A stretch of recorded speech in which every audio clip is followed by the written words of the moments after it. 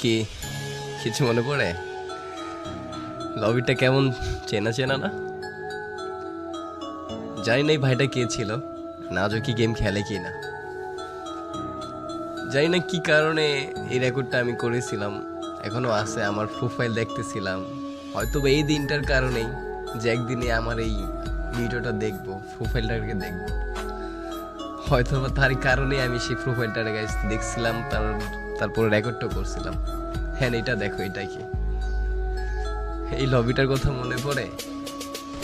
এখানে আহ দেখো প্লেয়ারগুলাকে, দেখো কি সব ডিস পরে আসে।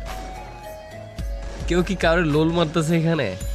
দেখো তো, সবাই নিজের মতো দুষ্টামি ফাইজলামি লাফালাফি করতেছে। আর এখনকার লবিতে যদি দেখে একটা প্লেয়ার ভালো ড্রেস আপ পরা, ভালো লেভেল বা গেম মাস্টার প্লেয়ার বা হোক সেটা ভিভেজ, কখন তারে লুল মারবে, কখন তারে ইনসাল্ট করবে, অপমান করবে, বা কখন বলবে শালা বটের বাচ্চা খেলবি 1v1।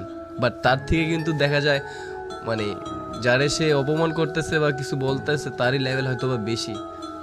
এইসব দেখার পরেও বলবে এই বটের বাচ্চা কাস্টম খেলবি।